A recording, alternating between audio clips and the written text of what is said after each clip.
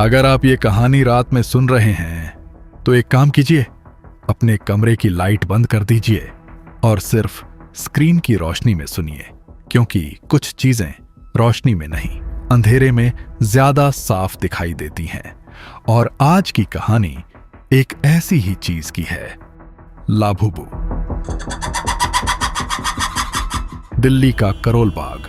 दिन में भीड़, लेकिन रात में कुछ और। पुरानी इमारतें, संकरी गलियां और उनमें छुपी हुई कहानियां। आरव 22 साल का, जिज्ञासु और थोड़ा जिद्दी। उसे अजीब चीजें कलेक्ट करने का शौक था, लेकिन उस दिन जो उसे मिलने वाला था वो सिर्फ एक चीज नहीं थी। शर्मा एंटिक्स दुकान का बोर्ड धूल से भरा हुआ था। ऐसा लग रहा था जैसे वो सालों से बंद हो, लेकिन अंदर लाइट जल रही थी। जैसे ही आरव अंदर गया, उसके मोबाइल का नेटवर्क गायब हो गया, घड़ी रुक गई और सबसे अजीब बात, उसे अपनी ही सांसें बहुत ज्यादा तेज सुनाई देने लगीं। आरव ने इधर उधर देखा, कोई नहीं था। फिर उसकी नजर पड़ी एक कोने में रखी उस गुड़िया पर, लाभुबू। छोटी, गंदी, लेकिन मुस्कुराती हुई। उसकी मुस्कान इंसानों जैसी नहीं थी, थोड़ी ज्यादा बड़ी, थोड़ी ज्यादा खिंची हुई, और उसकी आंखें जैसे किसी जिंदा इंसान की हों। जैसे ही आरव ने उसे छुआ, उसे लगा किसी ने उसके कान के पास आकर फुसफुसाया, वो मत लेना। पीछे से आवाज आई। शर्मा जी खड़े थे, लेकिन इस बार उनकी आंखों में डर था। क्यों? क्योंकि जो इसे घर ले जाता है वो वापस नहीं आता। आरव हंस पड़ा।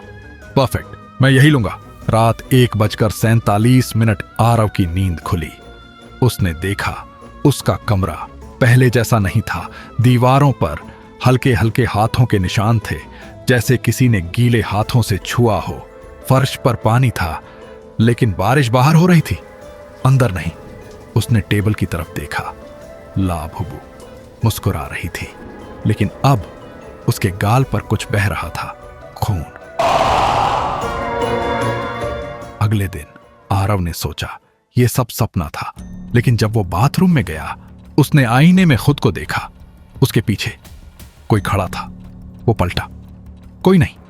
फिर आईने में देखा, लाभुबू उसके कंधे पर बैठी थी और धीरे धीरे उसका सिर घुमा रही थी। रोहन आया, लेकिन इस बार लाभुबू सिर्फ आरव को नहीं देख रही थी, वो रोहन को भी घूर रही थी। कमरे की दीवारों पर खरोंचें बनने लगीं, जैसे कोई अंदर से बाहर निकलने की कोशिश कर रहा हो। मुझे बाहर निकालो। रोहन डर गया। ये क्या है भाई? अचानक दीवार फट गई और अंदर से कई छोटे छोटे हाथ बाहर आए और उन हाथों ने रोहन को पकड़ लिया। धीरे धीरे उसे दीवार के अंदर खींच लिया।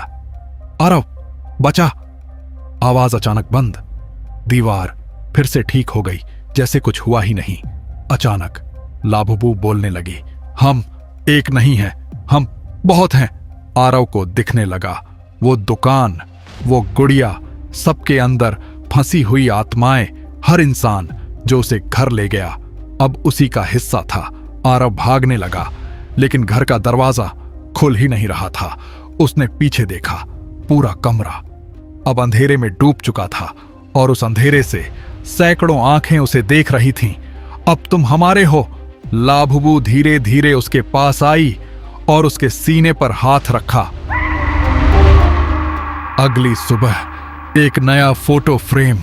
इस बार उसमें 2 लोग थे, आरव और रोहन। दोनों मुस्कुरा रहे थे और उनके बीच लाभुबू।